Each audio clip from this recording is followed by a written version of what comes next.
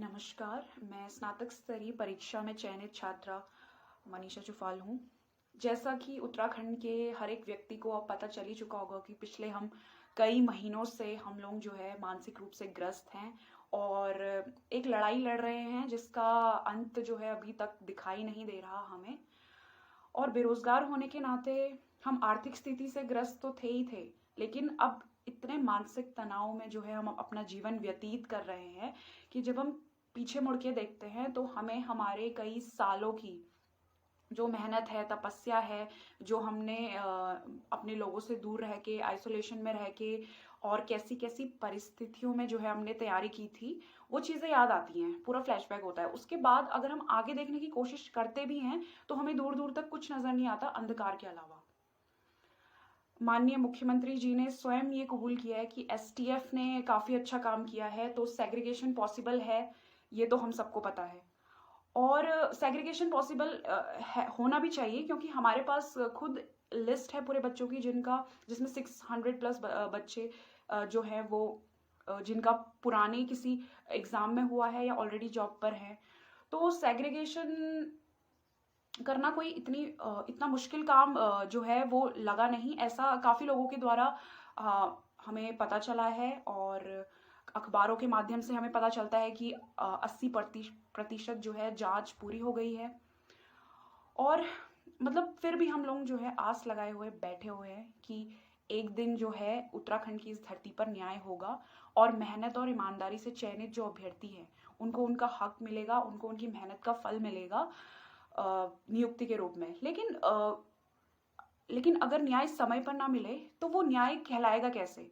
कब तक हमें इंतजार करना पड़ेगा और कब तक जो है इस मानसिक तनाव में हमको जीना पड़ेगा?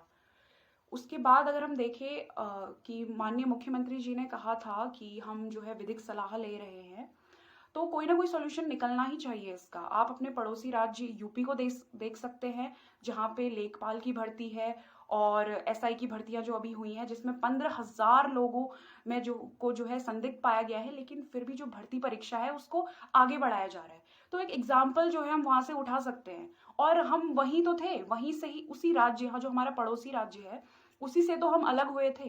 क्या ये दिन देखने के लिए हमने पृथक राज्य बनाया था? और जो राज्य आंदोलनकारी थे जिन्होंने अपने प्राणों को त्याग किया था उस टाइम, ताकि जो पहाड़ का व्यक्ति है उसको प्रायोरिटी मिल सके, उसको जो है उसकी मेहनत का हक मिल सके, उसको फैसिलिटीज प्रोवाइड हो सके, तो वो काम जब होगा ही नहीं तो पृथक राज्य बनाने का क्या मतलब? कोई अर्थ ही नहीं रह जाता। तो जब पृथक राज्य बनाया है तो हमारा लीगल सिस्टम इतना सक्षम तो होगा ही कि कोई ना कोई सोल्यूशन निकल जाए। और सोल्यूशन निकालना इतना मुश्किल भी नहीं है क्योंकि जो विधिक सलाह जिनसे ली जा रही है वो पूरे एक्सपर्ट की टीम है और कई सारे जजमेंट्स तो हमने खुद पढ़े हैं। मैं फिर से कहूंगी कि हमारा काम सिर्फ पढ़ाई करने का था, लेकिन हमने वो सारी चीजें कर डाली हैं जो अपनी मेहनत के फल को पाने के लिए जो है हमने हर वो चीज कर डाली है जो हमने कभी सपने में भी नहीं सोची। हम सड़कों पर उतरे हैं, हमने मीडिया के थ्रू अपनी बात रखी है, हम विभिन्न विधायकों से मिले हैं, हम हर उस व्यक्ति से मिले हैं जो हमें लगता था कि हमारी पीड़ा को समझ पाएगा। और हम स्वयं मुख्यमंत्री जी से भी मिले हैं, उनसे जो है हमें आश्वासन मिला है और काफी हद तक जो है लोगों ने हमारी बात को समझा भी है। लेकिन कब तक जो है हम इस आश्वासन के भरोसे ही जो है अपना जीवन यापन करते रहेंगे? कब हमें न्याय मिलेगा, इस आस में जो है हम अपने दिन व्यतीत करते रहेंगे?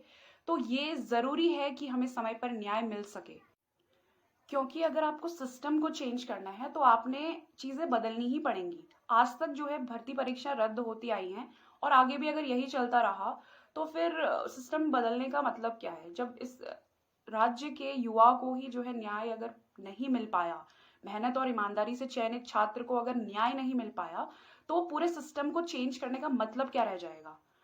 और लोगों की जो जीवन है वो इस परीक्षा में इतना निर्भर करता है कि लोग जान देने को तैयार हैं।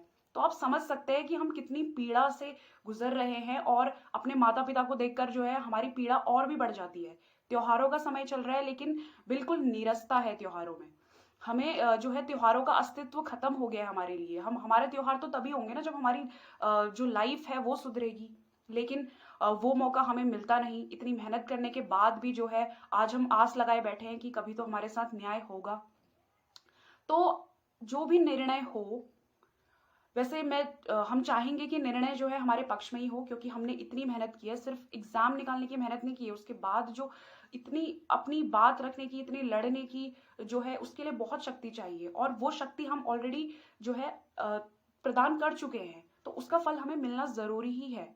तो मैं माननीय मुख्यमंत्री जी या जो हमारे आयोग के नए अध्यक्ष हैं मारतोलिया जी, उन्होंने कहा कि हमारी मेहनत को वो बेकार नहीं जाने देंगे, और लीगली वो एग्जामिन कर रहे हैं इन चीजों को, ये भी उन्होंने कहा है। तो मैं उनसे दरखास्त करना चाहूंगी कि आप जो निर्णय लेंगे वो मेहनत और ईमानदारी से चयनित अभ्यर्थियों के पक्ष में हो, और उनकी मेहनत को बेकार न जाने दिया जाए। यही मैं आपसे जो है विनती करना चाहूंगी, निवेदन करना चाहूंगी, क्योंकि काफी समय हो गया है, हम सब लोग जो है एक वनवास की जिंदगी जी रहे हैं, और इस वनवास से मुक्ति जो है आप लोग ही हमें दिला सकते हैं।